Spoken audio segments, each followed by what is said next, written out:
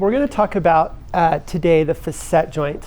And I wanted to try bringing up some principles related to the facet joint. And I want you to be thinking about and comment on clinical implications, things that would be extrapolated from these principles. So the first thing is the facet joint is a synovial joint. What does that mean to you? What do you think of clinically when you recognize that the facet joint is a synovial joint? Yeah. It has synovial fluid. It does. And potentially a bursa sac. Yeah, so there's synovium within a synovial joint, and there's a capsule around the facet joint. So some of the same problems that we get in other synovial joints we can get with the facet joint. It is innervated, which we'll get to in just a second. Yeah. I think it's fascinating to think that the disc is a little different, and then the facet joint is sort of the same as the other joints that we think about in the body, like the knee and the hip and the shoulder. And there's definitely some clinical ramifications of the facet joint being a synovial joint. Okay. The facet joint is supported by a complex ligamentous structure. We have the capsule. There's ligaments that span between the spinous processes, transverse processes. It's a very robust and complex ligamentous structure.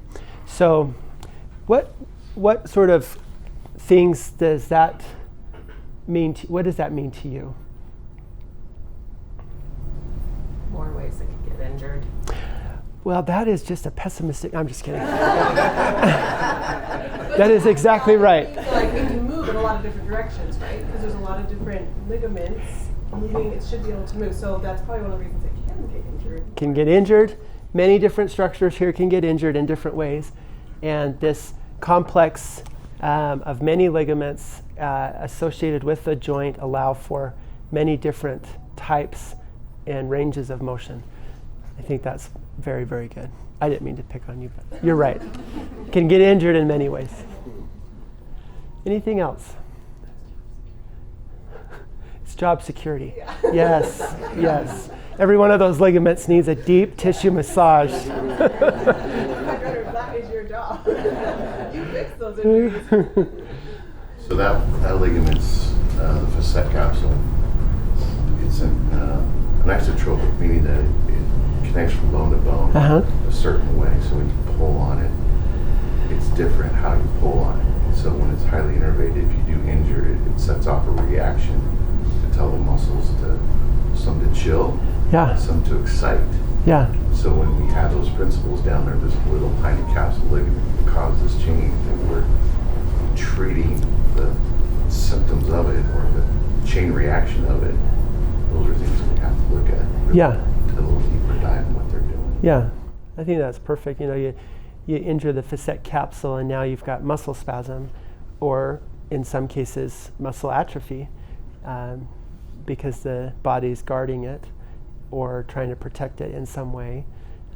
Ligament physiology is fascinating, and to recognize these complex ligaments are prone to different types of injury and different motions, both chronic and acute, it's just interesting to think about.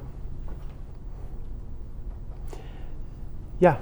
I think while there is potential with all the different structures for injury and things that go wrong, it's also incredibly robust, right? It's built for movement. It's built to.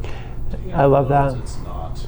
It's not fragile to the everyday movements and loads that we need to place on it. Yeah, Scott was teaching arounds about the disc not being fragile and how we think about it as a fragile structure, and it's really not, and neither is this. This is a very robust system. It's designed to withstand forces of all different kinds, and so it's very strong. Thank you. Okay? The facet joint is innervated. Eric already brought this up, but any just things clinically that you can think about that come to mind.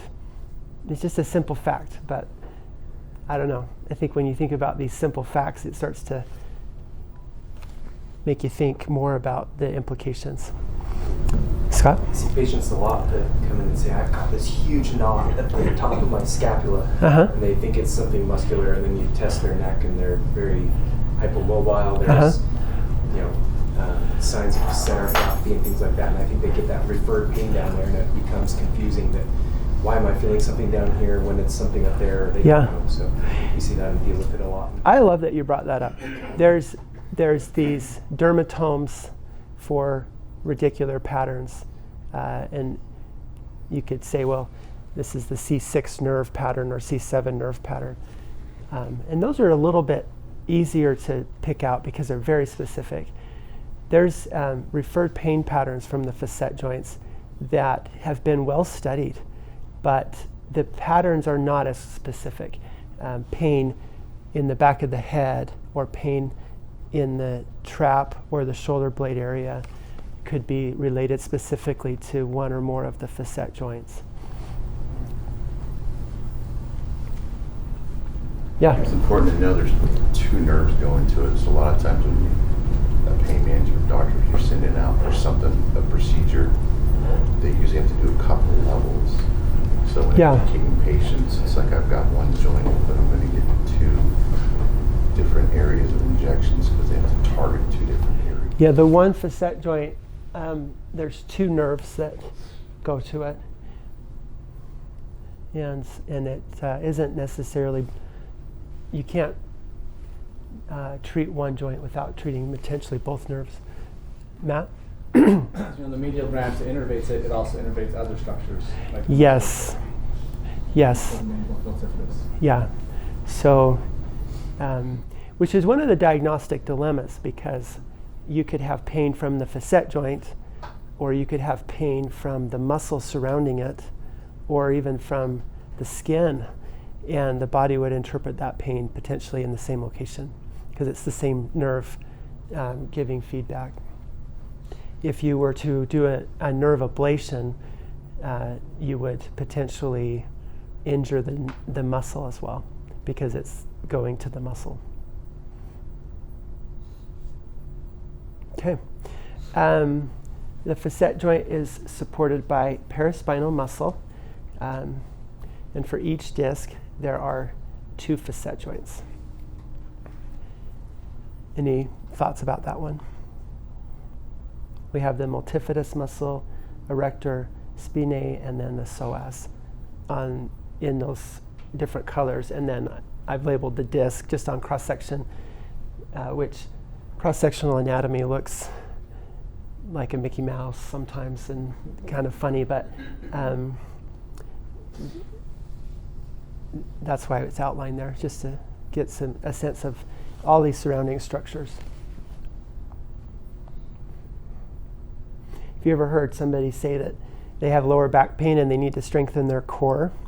I think we all kind of think that, which is probably true in many cases. And then in other cases, we'll see huge musculature around the spine on cross-section and think there's a lot more to it than just strengthening your core, because some of these patients are still also in pain. Okay. The facet joint and surrounding ligaments are primarily involved in spinal pathology. This patient, I think this was a 1 of 1 for me. She presented with a cervical C4-5 and a lumbar L4-5 synovial cyst with a facet arthropathy and listhesis. Both levels at the same time, and no idea why she had both of them were 4-5, probably no reason, but definitely had facet joint problems. And there's a few arrows here, but on this one, we saw the muscle already, and this is the disc, and then this is the joint here, and there's a big stripe of fluid inside the joint that shouldn't be there, and then this is the synovial cyst. And then this is the same level, or the lumbar MRI on sagittal view, and there's the cyst. On the cervical, and it was the cervical that really hurt her the most when she presented. She had weakness in her arm. There's a slip in the disc, and there's even a little bit of erosion on the front part of the vertebrae there. But the facet joint has failed and allowed it to slip forward. There's more of a gap between the spinous processes, and then the arrow shows that synovial cyst. So she had severe cervical radiculopathy as well as the neck pain.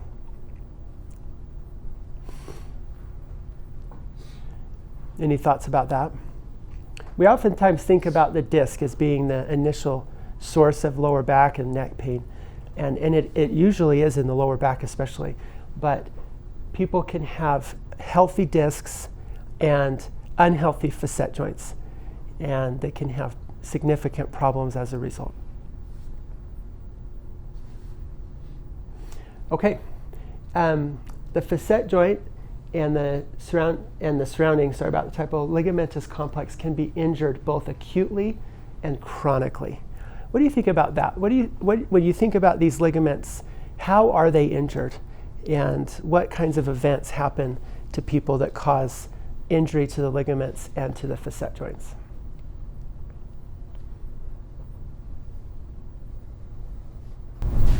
Well, when they go through a whiplash type of mechanism, you're going to get this acute, disruptive, mechanism to the tissue. They can handle slow movements, but if you get this quickness, they can't keep up with that demand. So that's one way they can get injured. You could get injured mildly, and then if we continue to put ourselves in position like the desk or cell phone usage, looking down all the time, then you're just going to add more fuel to the fire for that to become more chronic over time. Mm-hmm. They'll injure differently depending on the demand, but they're very difficult to heal. Mm-hmm. So which makes it something that can become very chronic. Yeah. Lindsay? And I like to think too, when you have these ligamentous type injuries, your body is going to try and compensate, so it can cause a lot of like muscle guarding as well. Mm-hmm. Which then it's kind of a twofold effect for these types of people. Yeah. The injury leads to other symptoms for sure. On the opposite end, ligaments require a certain level of load in order to maintain their elasticity and strength. So all the more reason to encourage movement and stretching and thinking about the biomechanics as a whole, and ergonomics is a huge role that we see in our clinic with poor ergonomics, poor work style, work setting habits and things like that lead to injuries just from even being static. So those are things that we should be thinking about. Yeah, I think that the problem with chronic ergonomic issues, sitting at a desk a lot or looking down at a phone, is leading to a profound impact on the population, and the likelihood of people having neck pain is going to go up and up in time because of that phenomenon, and its chronic ligament injury to the facet joint capsule and surrounding ligaments. And it's not something that can easily be reversed with treatment. Neurosurgeons also at risk? Yes. Yes, and I think that I've thought a lot about this, and I have neck pain myself, especially if I'm working too much. But there's some ergonomic things that I try to do very deliberately to protect those structures long term. And I do think it's wise for all of us to do the same thing, and to, especially those of you that are interacting with patients clinically in a setting where you could counsel and offer some advice or some strategies, is there's a lot of prevention opportunity here. I mean, we could prevent a ton of musculoskeletal disease by thoughtfully examining our work-related behaviors and then just our day-to-day activities. So in the operating room, for example, I use the microscope a ton, like all the time, and purposefully bring the microscope in and set it in a position that is neutral and comfortable.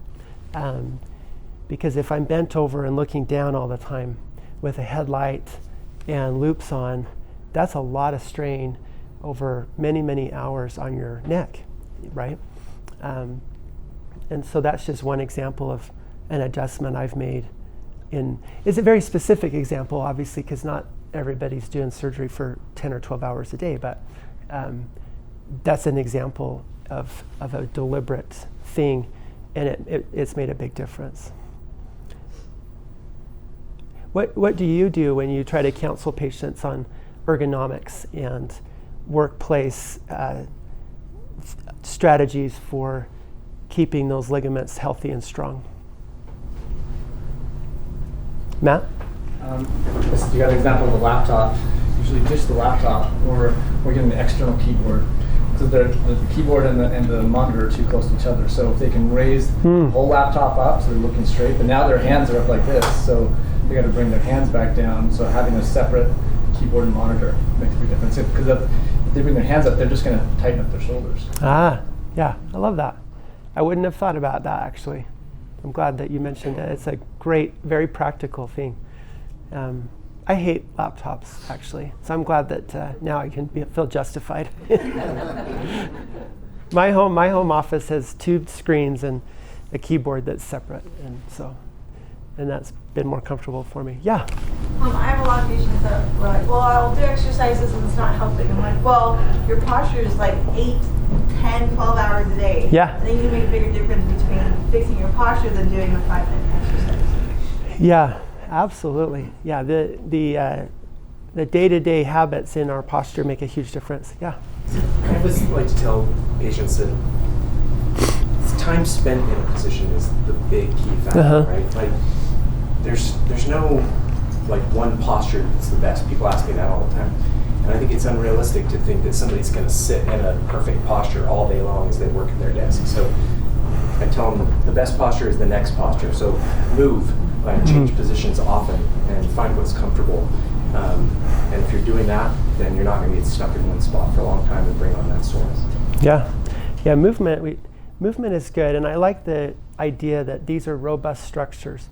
They're designed for stress, they're designed for movement. They're probably not designed for static positions for long periods of time, because the ligaments just don't recover from that very well. So movement and changing positions and generally having a good posture is very good. Yeah. I think Scott hit it on the head. And so the trouble is how to help people know what these good postures are, because we definitely need to move. And so I wrote a book, 8 Proven Steps to Sitting Pain-Free, and so I just teach people, hey, these are 8 different ways you can sit, and one of them is not actually sitting, it's standing. And so you need to teach people, and it all starts with the lumbar spine. If you support the lumbar spine, then also the upper thoracic and cervical all line up. So you focus on the lumbar spine. So all my patients that come in with neck issues, that chronic issues from working on a computer, I'm like, yeah, this is talking about your low back and your disc, this book, but look how it changes your upper back when you sit correctly. And you demonstrate it, and then you give them the tools so they can see, oh, okay, I can sit this way and this way and this way, and constantly changing position every 10-15 minutes. When you start feeling the fatigue, now you empower the patient to know, hey, these are good ways you can sit, and then it teaches people how to think. So, because every chair is different, and so you need to be able to, whatever chair you're in, you'll be able to say, oh, well, in this chair I can adjust myself using this technique or this posture. And so that way you get better compliance and carry through when they have that tools and have something in front of them they can refer back to kind of coach them. I love that, and I love that you mentioned the relationship between posture in the lower back as it goes to the neck. So if you think about having to keep our head looking straight, if we're let's see, if we're bent forward in the lower back, we have to compensate by extending the neck. And so that extension loads the facet joints in the upper cervical. So it's related to a postural change down in the low back. And definitely you've done some great work in education for patients in this area, which is tremendous because it's a big deal.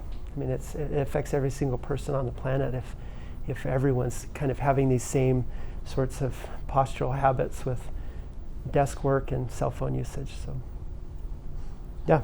I often tell patients the structures in our body adapt to the positions and the loads that are placed on it most often. That's how our tissues are built. And so, for better or for worse. And so I think that just principle reinforces the need to constantly adapt positions, to take if they can in their work day, a 30-second, 1 minute break every 30 to 60 minutes and move and give them a couple stretches to do to kind of, reverse out of that position they've been in for a long time.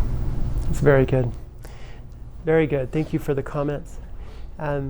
This article stated that pain coming from the cervical, thoracic, and lumbar facet joint and the surrounding structures accounts for 55% of neck pain, 42% of thoracic pain, and 31% of chronic low back pain.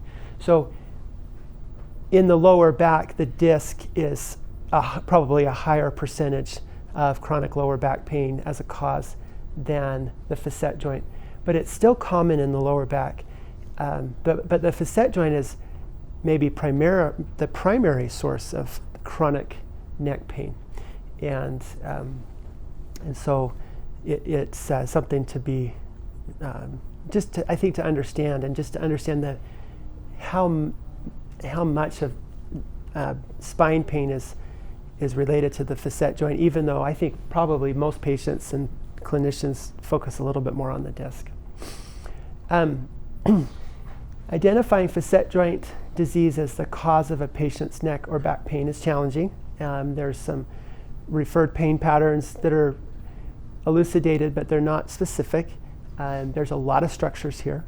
The current gold standard, and this is probably dependent on which article you read, because some articles could refute this, but the current gold standard is 2 diagnostic blocks.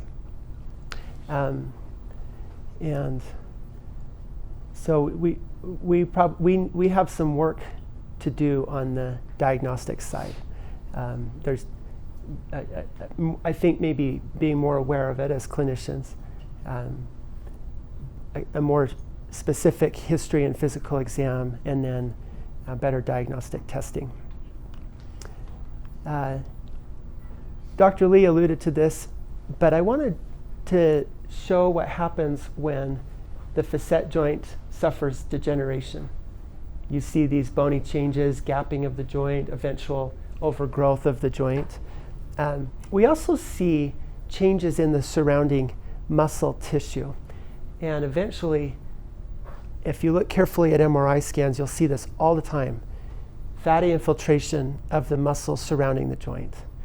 And the body's disinhibiting the muscle when the facet joint is injured. So there's some really good patterns on imaging that you can pick up on as you look at them. This is an example of a facet joint cyst and a slip in the disc. I think we've looked at that video before. And I just wanted to point out finally that the disc issues and the facet joint issues are interrelated. And we can get primary facet joint problems, but we can also get secondary facet joint problems. And the more you look at imaging, the more you study how these patients do over time, the more pattern recognition will come.